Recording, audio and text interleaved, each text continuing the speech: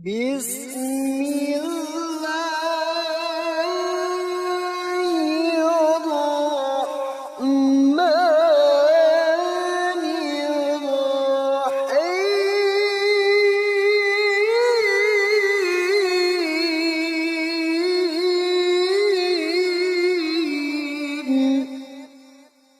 Assalamualaikum warahmatullahi wabarakatuh. Pada kesempatan yang berbahagia ini kita akan mengisahkan, yaitu kisah sahabat Rasulullah Sallallahu Alaihi Wasallam. Namanya adalah Thawban radhiyallahu an. Ia adalah seorang budak yang majikannya terbunuh ketika perang terjadi, hingga Thawban menjadi salah satu tawanan, dan saat bertemu Rasulullah ia akhirnya dibebaskan. Ia tak lagi menjadi budak berkat Rasulullah yang telah memerdekakannya. Namun Thawban lebih memilih untuk mengikuti Rasulullah. Begitu kagum dan cintanya ia terhadap Rasulullah Sallallahu Alaihi Wasallam, hingga ia tak ingin jauh ataupun berpisah dengan sosok Nabi Muhammad Sallallahu Alaihi Wasallam, sehingga ia berusaha untuk selalu bersama baginda Rasulullah. Bahkan ia begitu gelisah dan resah jika tak dapat melihat wajah Rasulullah. Selain itu, Thawban radhiyallahu an juga dikenal sebagai ahli masjid. Meskipun perlu menempuh perjalanan berkilo-kilometer untuk sampai ke masjid, padahal jarak antara rumah dan masjid sangat jauh. Namun meskipun begitu, beliau tidak pernah meninggalkan sholat berjamaah. Terlebih beliau akan datang lebih awal dan selalu mengambil tempat di pojok kanan masjid. Kebiasaan tersebut pun Rasulullah dan para sahabat sudah sangat mengetahuinya. Di hari itu, Thawban sedang bersama Rasulullah, hingga Rasulullah pun memperhatikan beliau yang semakin lama badannya mulai kurus dan wajahnya juga mulai pucat. Rasulullah mulai bertanya tentang kondisi badan Thawban dengan sikap penuh perhatian padanya. "Tidak apa-apa dengan kondisiku ya Rasulullah," jawab Thawban radhiyallahu an. Mendengar pertanyaan tersebut sudah membuat Thawban sangat bahagia, sebagaimana Rasulullah sangat perhatian pada para sahabatnya. Rasulullah yang mempertanyakan tentang kondisinya itu, kemudian Thawban bercerita tentang kerinduan yang teramat pada Rasulullah. "Aku tidak sakit ya Rasulullah. Aku hanya berpikir jika tidak melihatmu, aku sangat takut berpisah denganmu. Perasaan itu tetap ada hingga aku melihatmu. Lantas aku teringat akhirat. Aku takut tidak bisa bertemu denganmu, sebab engkau berada di kedudukan tertinggi bersama para nabi. Sedangkan aku seandainya masuk surga, aku hanya berada di tingkatan yang lebih rendah darimu," ucap Thawban radhiyallahu an. "Lalu jika aku tidak masuk surga, maka aku tidak akan melihatmu selamanya," tutur Thawban lagi. Teramat besar cinta Thawban terhadap Rasulullah, hingga ia memikirkan kebersamaannya di akhirat bersama Rasulullah Sallallahu Alaihi Wasallam. Dan tidak lama setelah itu, maka turunlah firman Allah yang dapat menenangkan hati Thawban. Allah Subhanahu wa Ta'ala berfirman dalam surah An-Nisa ayat 69, "Dan barang siapa yang menaati Allah dan Rasul-Nya, mereka itu akan bersama-sama dengan orang-orang yang dianugerahi nikmat oleh Allah, yaitu para nabi, para siddiqin, orang-orang yang mati syahid dan orang-orang soleh. Dan mereka itulah teman yang sebaik-baiknya.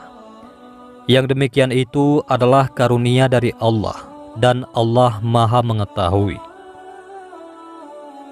Lalu Rasulullah Sallallahu Alaihi Wasallam bersabda, "Demi Allah, keimanan seorang muslim tidak akan menjadi sempurna, sehingga aku lebih dicintai daripada dirinya. Aku lebih dicintai daripada ayahnya, ibunya, istrinya, anaknya, dan dari seluruh manusia lainnya." Dikisahkan sudah beberapa hari belakangan Thawban tak menampakkan kehadirannya di hadapan Rasulullah Sallallahu Alaihi Wasallam, hingga Rasulullah pun mencarinya. "Di mana Sauban? Mengapa dia tak nampak?" tanya Rasulullah Shallallahu Alaihi Wasallam kepada para sahabat.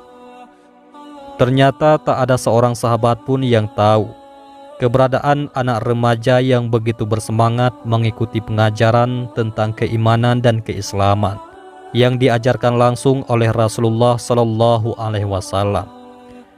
Setelah mencari informasi tentang keberadaan Sauban, maka diketahuilah bahwa anak muda itu sedang sakit demam yang sangat keras.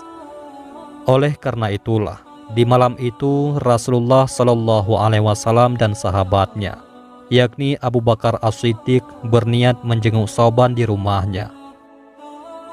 Rasulullah dan Abu Bakar radhiyallahu an pun menempuh perjalanan yang sangat jauh untuk menuju sebuah rumah seorang anak remaja yang cintanya sungguh sangat bergelora terhadap Rasulullah.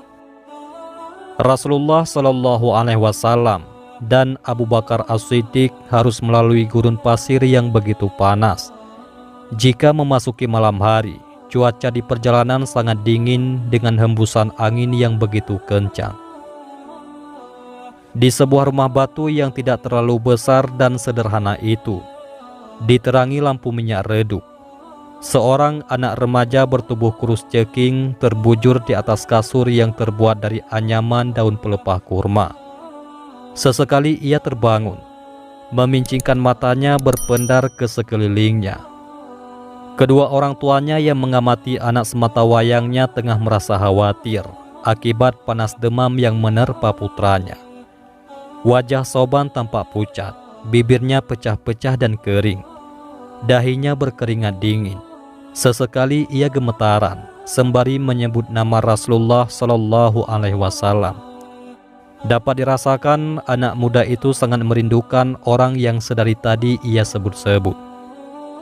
Setiap kali ia terbangun, Sauban selalu bertanya, apakah Rasulullah sudah datang?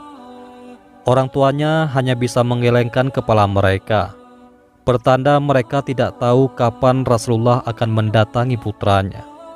Sebab mereka paham, pastilah Rasulullah Shallallahu Alaihi Wasallam sangat sibuk dan memiliki urusan yang lebih penting ketimbang menjenguk putra mereka. Namun, apa mau dikata, putranya begitu sangat merindukan kekasih hatinya itu.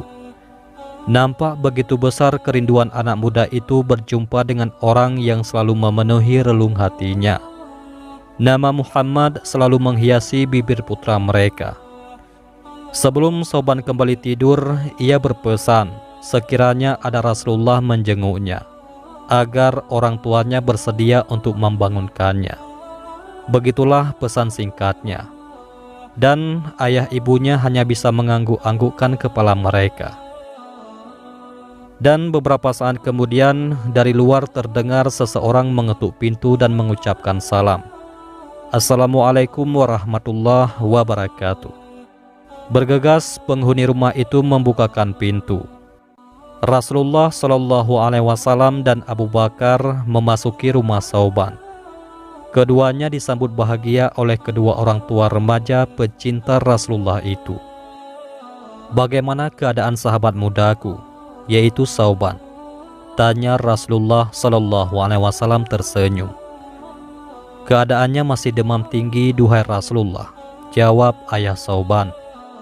Semoga Allah memberinya kesembuhan atau memberinya pilihan yang terbaik. Demikian doa Rasulullah Shallallahu Alaihi Wasallam. Ya Rasulullah, biarkan kami bangunkan putra kami terlebih dahulu untuk mengabarkan kedatangan Anda, ujar ibu Sauban. Biarkan dia istirahat dahulu, sergah Rasulullah. Akan tetapi tadi dia berpesan kepada kami, jika engkau datang, dia meminta agar dibangunkan duhai Rasulullah, ujar ayah Sauban. Tidak, biarkan sahabatku itu tertidur nyenyak. Besok saja insya Allah aku akan kembali datang mengunjunginya, ujar Rasulullah Shallallahu Alaihi Wasallam. Nampak Sauban tertidur nyenyak. Malam itu pun Rasulullah Shallallahu Alaihi Wasallam dan Abu Bakar meminta izin untuk pamit. Malam kian larut, hawa dingin kian menyeruak menyelimuti malam yang hening, senyap dan tanpa suara. Malam begitu tenang, Sauban radhiyallahu an masih tertidur lelap. Sepulang Rasulullah, Sauban terbangun dari tidur pulasnya. Setelah terbuka matanya, maka nama yang pertama ia ingat adalah nama kekasihnya, yaitu Rasulullah Muhammad sallallahu alaihi wasallam. "Apakah Rasulullah sudah datang?" tanya anak muda itu. Kedua orang tuanya yang sedari tadi berjaga di kasur putranya itu saling berpandangan dalam diam. "Apakah Rasulullah sudah menjengukku?" tanya Sauban lagi. "Iya nak, benar. Barusan Rasulullah telah berkunjung," jawab ibu Sauban. "Ya Rasulullah," lirih Sauban berbinar. "Tapi mengapa aku tidak kalian bangunkan?" tanya Sauban lagi. Ibunya menatap wajah ayahnya. Kemudian sang ayah berkata, "Wahai anakku, tadi ibumu ingin membangunkanmu. Tapi kata Rasulullah, biarlah Sauban beristirahat dahulu." Sauban terdiam. Kemudian ayahnya mendekati putranya sembari menyeka keringat putranya. Keringat dingin membanjiri dahi anak muda tersebut. Namun hawa panas semakin tinggi. Wajah anak muda itu makin pucat. Dengan lirih Sauban berkata, "Ayah, mungkin usiaku tidak akan panjang lagi. Sudah saatnya aku harus pulang menghadap Allah Azza wa Jalla." Kata-kata Sauban mulai tercekat saat ia ingin menyebut nama kekasihnya, Rasulullah Muhammad sallallahu alaihi wasallam. Air mata hangat perlahan mengalir di matanya. "Wahai ayah, jika malam ini aku berpulang ke rahmatullah, tolong jangan kabari Nabi malam ini. Aku kasihan bila baginda Nabi harus kembali datang untuk kedua kalinya ke sini." Sang ayah mengangguk-angguk dan matanya berkaca-kaca. Dan tak berapa lama kemudian takdir Sang Maha Pencipta pun berlaku atas anak muda itu. Di malam itu, pencinta Rasulullah sallallahu alaihi wasallam itu pun menghembuskan nafas terakhirnya. Sauban pun wafat di malam itu juga. Keesokan harinya, tersiarlah kabar bahwa sahabat muda itu telah wafat. Rasulullah yang mendengar kabar itu segera mendatangi rumah Sauban. Rasulullah sallallahu alaihi wasallam menemui kedua orang tuanya. Rasulullah mempertanyakan mengapa tidak segera mengabarinya di malam itu juga. Orang tua Sauban mengatakan, "Duhai Rasulullah, maafkan kami. Sauban sangat mencintai dan merindukan Anda. Setiap saat bibirnya senantiasa berselawat kepada Anda.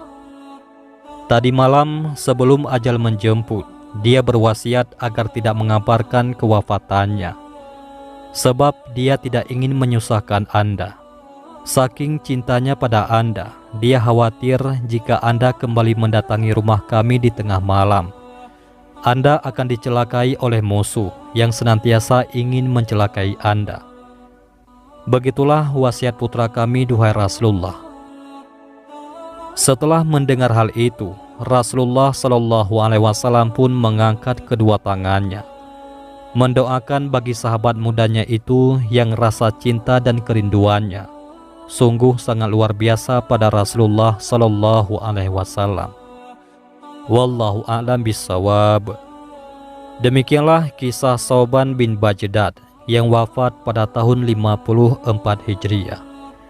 Di zaman kita mungkin hampir mustahil menemukan orang seperti Sayyidina Sauban bin Bajdad. Namun demikian, dengan kisah-kisah semacam inilah kita berproses, berjuang membenahi diri dari hari ke hari untuk lebih mendekatkan diri kepada Allah Subhanahu wa Ta'ala dan senantiasa berselawat kepada baginda Rasulullah Sallallahu Alaihi Wasallam. Semoga hati-hati kita terpaut dan menjadi hamba yang juga taat kepadanya. Wabillahi taufik wal hidayah. Wassalamualaikum warahmatullahi wabarakatuh.